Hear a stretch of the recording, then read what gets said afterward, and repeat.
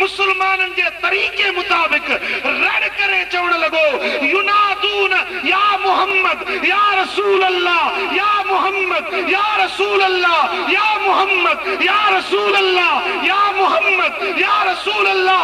हजरत खालिद ये आवाज शुरू कया हन मुसलमानन जे जेके पैर उखड़ी विया जेके भजण ते तैयारी करे रहा उन जा पैर मैदान में जमी विया काफरन सा लड़ाई कयूं ता जो थोड़ी देर में काया पलट थी वई ओ मुसलमान कज़ाब इने जंग में मारजी वियो उन जो लश्कर भजी वियो या रसूल अल्लाह चवण वारन के फतह मिली वई।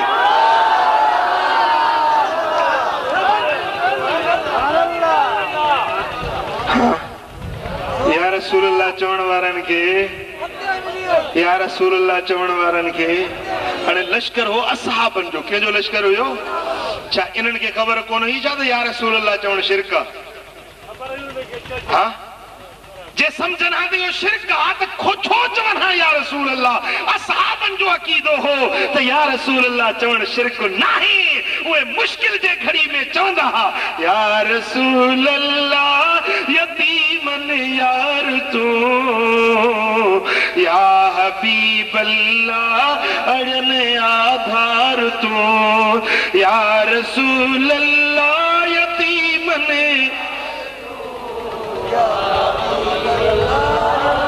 चो चो गॾिजी चो या रसूल अल्लाह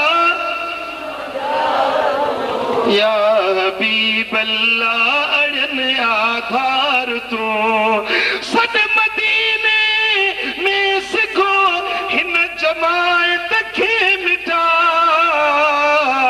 वस तुझे जे खे सदी सरदार तू या रसूल अल्लाह यतीमन यार तू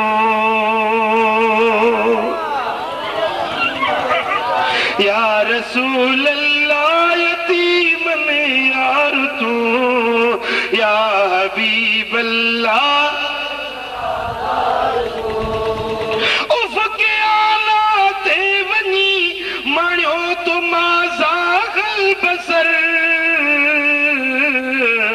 वन नजम नूरी नबी निर्वार तू या रसूल अल्लाह यतीमन यार तू या रसूल अल्लाह यतीमन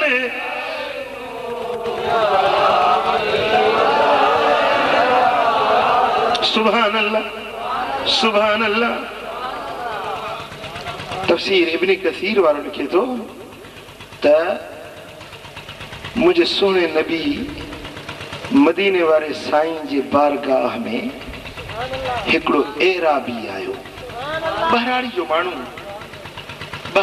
मानू एराबी बद्दू मस्जिद नबवी में आयो हुजूर अलैहिस्सलातु वस्सलाम जे रोज़े पाक जे सामू भी ऐं चवण लगो त या रसूल अल्लाह मु कुरान पढ़ियो आ कुरान में रब लिखियो आ वलो अन्नहुम इज़ ज़लमू अनफुसहुम जाऊका जे पंहिंजे जानियुन सां ज़ुल्म करे वेहन त महबूब तुंहिंजे दर ते अचन जे गुनाहगार गुनाह करे वेहन खताऊं थी पियूं गुनाह थी पिया बुराइयूं थी पियूं बेफरमानी जा कम थी पिया त महबूब तुंहिंजे दर ते अचन काॾे वञन गुनाहगार काॾे वञन गुनाहगार काॾे वञन गोलाड़ची वारा ॻाल्हायो काॾे वञन महबूब जे दर जाऊ क महबूब तुंहिंजे दर ते अचन फस्तगफिरुल्लाह पोइ उते अची अल्लाह खां बख़्शिश घुरन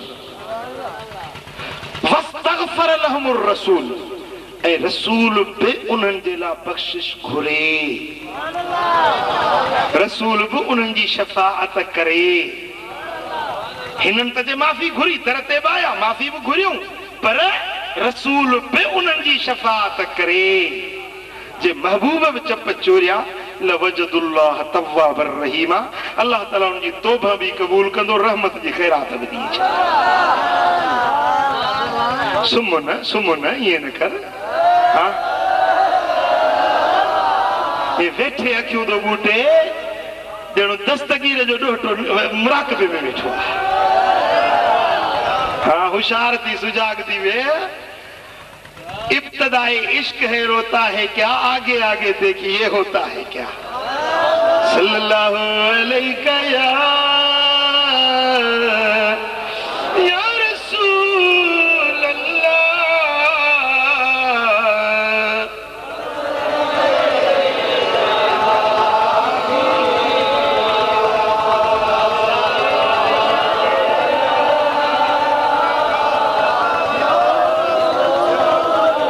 एरा भी आयो हुजूर दे रोज़े अतर जे सामो भी चदो या रसूल अल्लाह मु कुरान पढ़ियो आ, कुरान में ही लिखियल आ त जे गुनाह करे विझन त महबूब तुंहिंजे दर ते अचन। पोइ या रसूल अल्लाह ॾिस मां बि गुनहगार आहियां, मूंखां बि ॾाढियूं ख़ताऊं थी वियूं आहिनि, मुंहिंजा महबूब हाणे मां तव्हांजे दर ते आयो आहियां, मूंखे माफ़ी वठी ॾियो न। हाय हाय ये जीअं न हिक ॿिए सां ॻाल्हि कबी आहे ईअं पियो महबूब सां ॻाल्हाए सोना। हाणे ॾिसो न मां तव्हांजे दर ते आयो, क़ुरान ईअं चयो आहे त महबूब जे दर ते अचो। साईं मां हाणे सोना तो वटि आयो आहियां न, मूंखे माफ़ी वठी ॾियो न। हा हाय हाय ईअं पियो अर्ज़ु करे ऐं अरबी में शेर पढ़िया अथसि, शेर पढ़िया अथसि। कहिड़ा? नफ्सिल फिदाउ ली कब्रिन अंत साकिनु, नफ्सिल फिदाउ ली कब्रिन अंत साकिनु, फीहिल अफ़ाफ़ व फीहिल जूद वल करम। मुंहिंजा महबूब हे मुंहिंजो जेको सिर आहे न, ही मुंहिंजी जेका जान आहे न, उन कब्र तां मां कुर्बान करे छॾिया जिते तूं आरामी आहीं। नफ्सिल फिदा, मुंहिंजो नफ्स मुंहिंजी जान फिदा कुर्बान। नफ्सिल फिदा ले कब्रिन अंत साकिनु, महबूब जिते तूं आरामी आहीं न, इन मज़ार तां मां पंहिंजो सिर कुर्बान करे छॾिया। फीहिल अफ़ाफ़ व फीहिल जूद वल करम। महबूब माफ़ी बि हिते आहे, सखावत बि हिते आहे, एहसान ऐं करम बि हिते आहे। महबूब तुंहिंजे बारगाह में सभु खज़ाना विरहाइजनि पिया। हाय हाय फताब में तीबिनल कावल अकमू, या खैर मन दुफिनत बिलकाए आज़ुमू, या खैर मन दुफिनत बिलकाए आज़ुमू,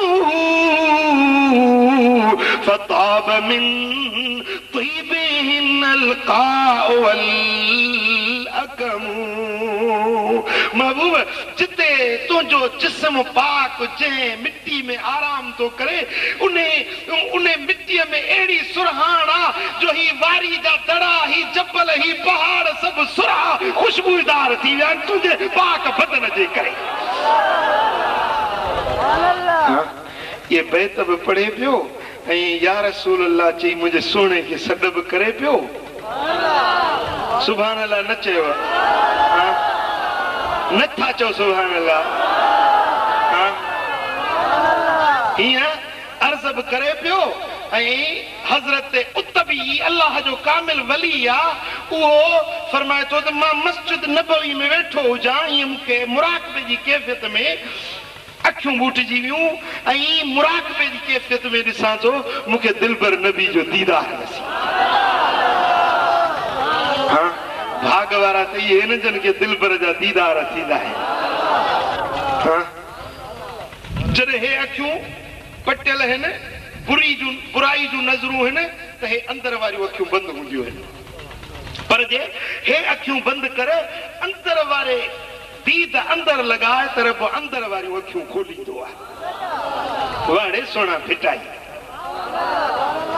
फरमाए तो उपटियां त अंधियूं पूरियूं पिरी पसंद, उपटियां त अंधियूं